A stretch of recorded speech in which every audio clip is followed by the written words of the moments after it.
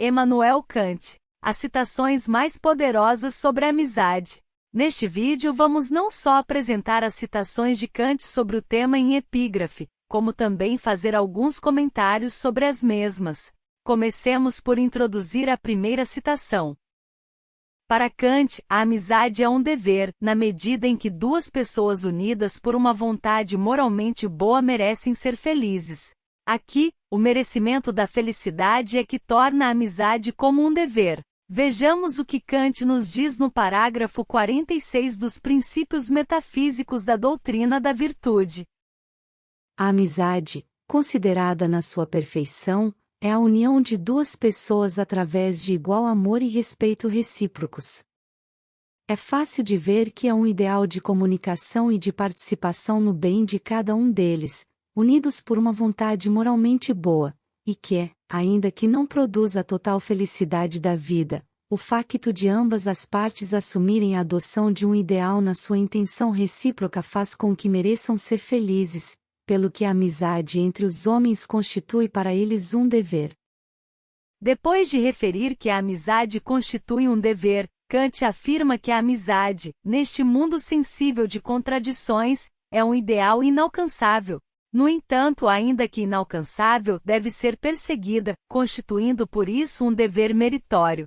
Como é bem visível, há uma clara distinção entre o posicionamento de Kant e de Montaigne, já que se em Kant há um certo pessimismo relativamente à amizade, o filósofo francês é completamente otimista relativamente à mesma. As experiências pessoais dos dois filósofos ditaram os seus posicionamentos. Poderia dizer-se que provavelmente Kant nunca sentiu uma amizade plena por ninguém. Vejamos o que nos diz no mesmo parágrafo 46. Mas é fácil observar que a amizade é somente uma ideia, sendo, no entanto, uma ideia necessária do ponto de vista prático, inatingível, de certo, na prática, se bem que persegui-la, como um máximo na boa intenção recíproca, constitua um dever indicado pela razão, não, porventura, um dever comum, mas um dever meritório. Ainda no mesmo parágrafo 46, Kant explica por que, desde a sua perspectiva, a amizade é um ideal inalcançável. Para isso introduz na sua reflexão os conceitos de amor e de respeito.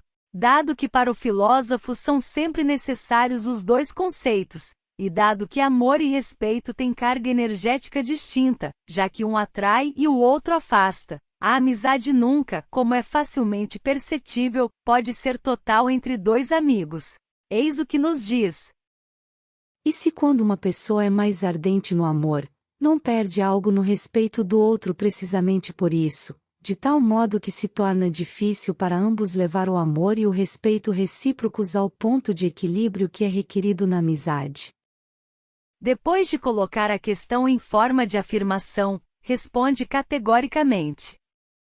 Porque pode considerar-se o amor como atração e o respeito como afastamento, e se o princípio do primeiro ordena a aproximação, o princípio do segundo exige a manutenção de uma distância conveniente, limitação da confiança esta que se expressa mediante a regra de que nem sequer os melhores amigos devem tratar-se entre si com excesso de familiaridade. Regra que contém uma máxima que vale não apenas para o superior em relação ao inferior, mas também em sentido inverso.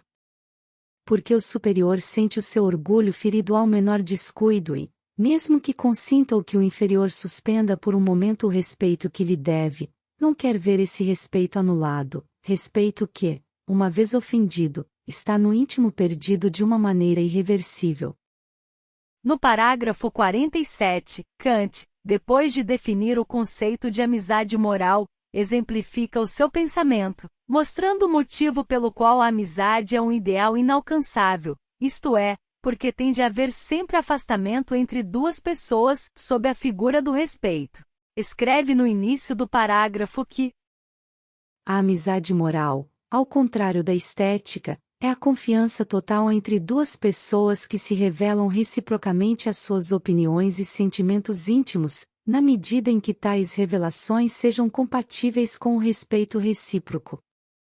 E tais revelações acerca das suas opiniões e sentimentos íntimos, têm de ser compatíveis com respeito recíproco, porque, se alguém for totalmente sincero relativamente ao que pensa nos mais variados âmbitos da vida pública, arrisca-se a ser traído por quem considerava ser seu amigo.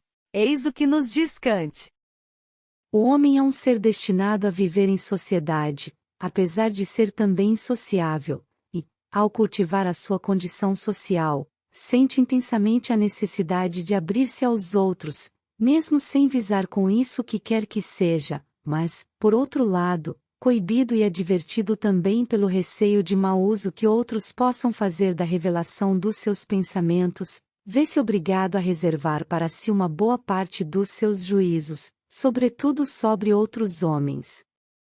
Desejaria conversar com alguém sobre o que pensa sobre os homens com quem se relaciona, sobre a governação, a religião, etc., mas não deve arriscar-se a tal, por um lado, porque o outro, que guarda, prudentemente, para si o seu juízo, poderia fazer disso uso em seu prejuízo, por outro lado, no que se refere à revelação das suas próprias faltas, porque o outro poderia dissimular as suas, perdendo ele, assim, o respeito daquele se apresenta-se perante ele de coração aberto. E se há dúvidas relativamente ao que Kant sustenta, o próprio filósofo alemão dissipa-as ao afirmar que todo homem tem segredos e não deve confiar-se cegamente a outros, em parte, pela falta de nobreza que é característica do modo de pensar da maior parte das pessoas, dispostas a fazer disso um uso que lhe fosse prejudicial. No mesmo parágrafo 47, Kant pergunta se deve cultivar o relacionamento com os viciosos, com pessoas que se perderam no caminho da vida. A resposta de Kant é negativa. E o facto de ser negativa, choca quem o lê. Cristo disse que veio ao mundo não pelo que tinham saúde, mas pelos que não a tinham. O que significa que o cristianismo se expressa pela ajuda ao outro, aos desfavorecidos. E se isto é assim, a posição de Kant colide com a ideia basilar do cristianismo como religião. Podia dizer-se que Kant está mais enamorado da sua perfeição moral que com a perfeição dos demais.